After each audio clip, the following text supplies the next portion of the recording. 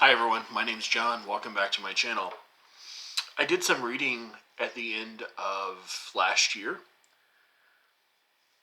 about a couple of political philosophers that kept popping up in stuff I was looking at. And last year in February, Princeton University Press had a book sale. This was one of the books that was included in the sale. I got it and then didn't really realize later in the year until how much I would be interested in, so I picked it up. Before I yammer on, this is Hannah Arendt and Isaiah Berlin, Freedom, Politics, and Humanity by Hiruta.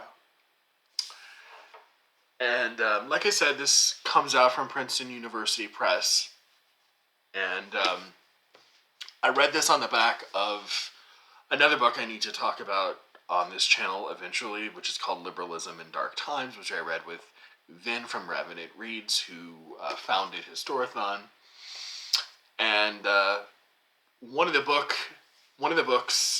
authors in Liberalism in Dark Times that they talk about, or that Joshua Chernis talks about, is Isaiah Berlin, who I really have a fondness for. His essays are just really interesting, well done narrative intellectual history.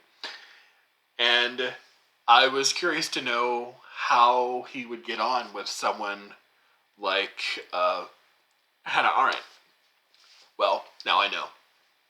And I want to tell you about it too, because it's kind of funny. Hannah Arendt and Isaiah Berlin were two of the 20th century's great political thinkers, political philosophers. If you ask Isaiah Berlin, Hannah Arendt didn't really like that title.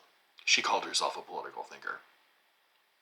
And they did not much care for each other.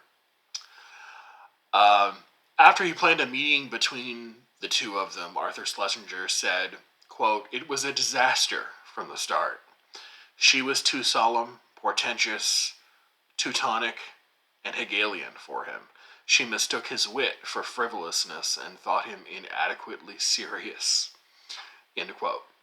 But for all their philosophical differences, Arendt's woolly continentalism, she was Martin Heidegger's student and lover, versus Isaiah Berlin's thoroughly Anglophone empiricism, they had a lot in common.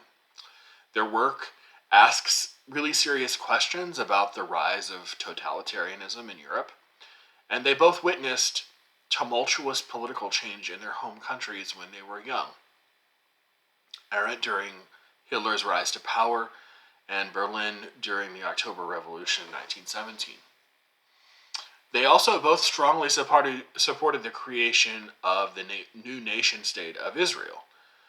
And in his new book, I'll show you the cover again one more time, Hiruta, again, this came out in 2021 from Princeton University Press, is a very subtle, well-balanced, sort of dual intellectual biography of both figures that doesn't aim at the root of their personal antipathy toward one another so much as how they studied similar questions and came to such drastically different conclusions about the questions.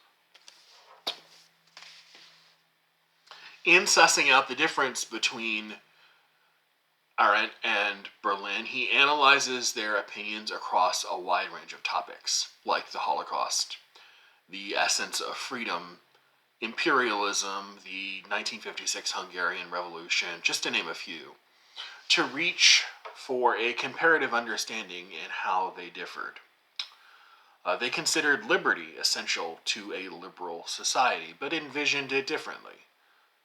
For Berlin, modern society was notable for its, what he called, negative liberty, which he first outlined in a 1958 essay called Two Concepts of Liberty, the other one being positive liberty, in which citizens can choose between several options in their life or their government or society, and without obstruction or without governmental interference. Closely tied to this is his idea of ethical pluralism. The concept that we live in a free society and that people will have irreconcilable conceptions of the good and how and should be allowed to pursue that idea of the good as they please, as long as it doesn't harm anyone else. Hannah Arendt rejected this wholeheartedly. For her, freedom meant acting and interacting and speaking and deliberating with others about matters of public concern in a formally or informally institutionalized public realm. In other words, Arendt's vision of freedom is only fully realized in Aristotle's idea of a zoon politikon, a political animal.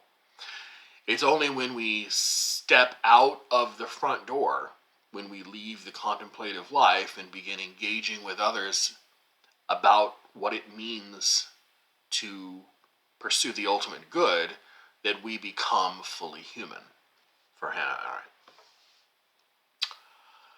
Totalitarianism, which can be thought of as a kind of absence of freedom, was another source of disagreement between the two. Arendt thought totalitarianism was unprecedented in human history before the arrival of Hitler and Stalin. Totalitarianism for her wasn't just authoritarianism or despotism, but a complete breakdown of the relationship between the citizen and the state.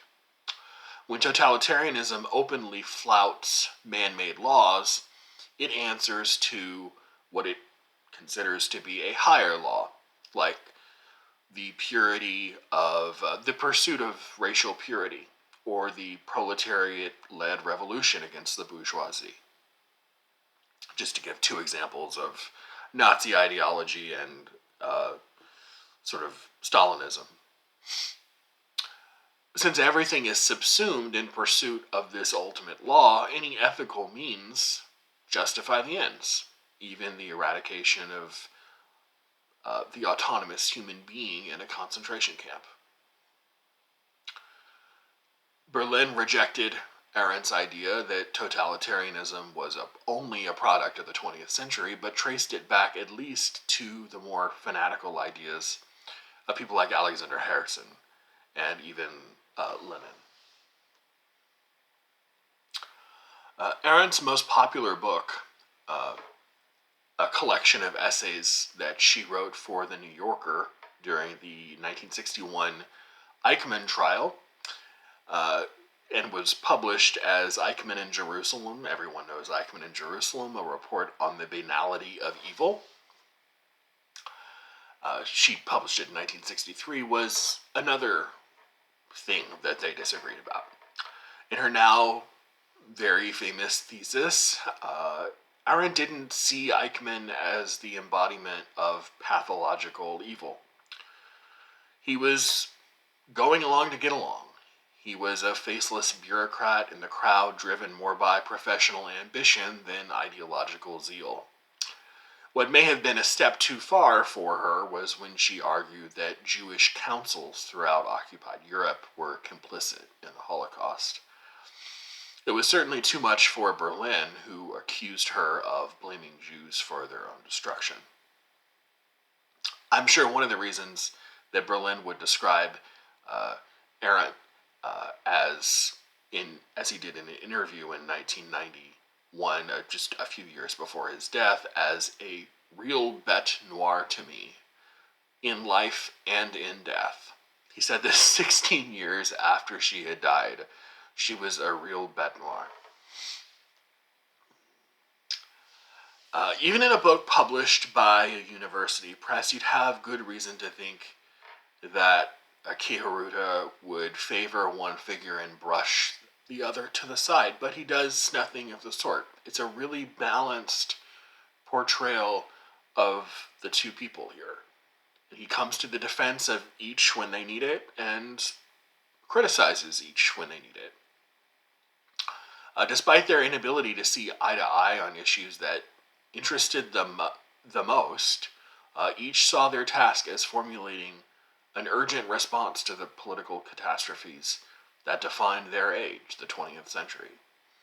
They also did it with different intellectual tools and from two completely different philosophical schools that looked askance at one another across the English Channel. And in that tension, Hiruta's comparative analysis of these two giants shines as what I think is a really welcome addition to anyone who's even casually interested in the history of 20th century political thought, as I am. So, definitely check this out if you have any interest in. They only met twice in their life, but the enmity was real. It's philosophical bitch fest from Princeton University Press. Hannah Arendt and Isaiah Berlin, Freedom, Politics, and Humanity by Hiruta. I will see you soon.